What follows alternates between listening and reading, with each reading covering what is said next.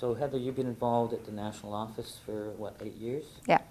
In that time, and you're leaving, in that time, how could you describe what it's been like there? Ooh.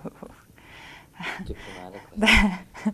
That's a difficult question. Well, for the movement, I think it's been a time of change. There's been some significant achievements in the last 7 years, like the transfer of the Aboriginal Friendship Centre program to the NAFC, significantly more involvement of youth, both in terms of a more structured youth forum on an annual basis, but also the voting privileges that young people now have.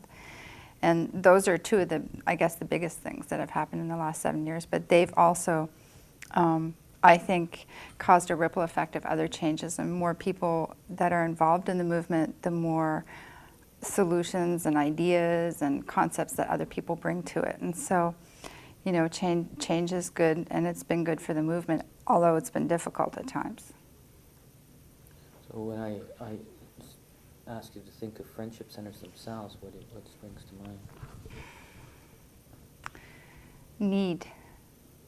It's the first thing that I think of when I think of the words friendship centers, because, and I don't think it's just because I'm at the national office and the kinds of phone calls that we get from friendship centers are, you know, I need you to do this, or I'd like you to do this. I think it's, sometimes we forget that friendship centers actually do need things, and not just documents and papers and you know, the kinds of things that the national office provides. We forget that friendship centers need people to be involved, that they need money to be able to do what they do, that they need a roof that doesn't leak, that they, you know, need all of these basic things that we forget. And we got a letter from a small friendship center in a small northern Ontario town about 6 or 7 months ago, and they talked about how the staff at the national office work in their ivory tower in Ottawa, and they forget what it's like to live and work and be in a community environment, and the grassroots nature of a friendship center. And I really thought about that for the longest time. Of course, at first, like everybody else, we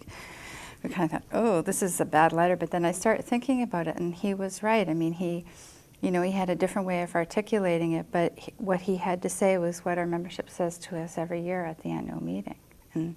And that's to, you know, stop and take a breath and remember where everybody comes from and what our priorities should be as a movement, not just as an institution, but as a movement. Final question for you. The theme of this video was honoring. What's your thoughts on honoring those type of people, like grandfathers and grandmothers? Well, none of us would be here, really, if it wasn't for people like Amy Clemens and Elsie Bear and, you know, God, hundreds and hundreds of other people.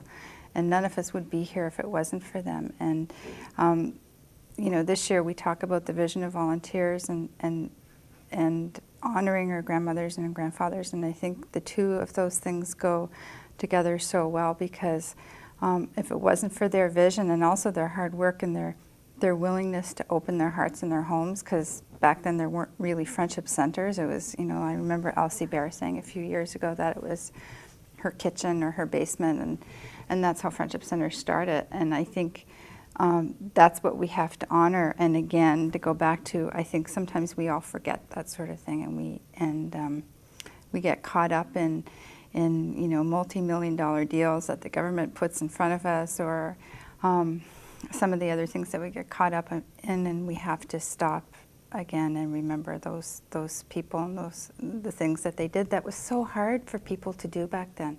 It's easy for us now, I think, but it wasn't for those ladies and those men who started friendship centers 40 or 50 years ago.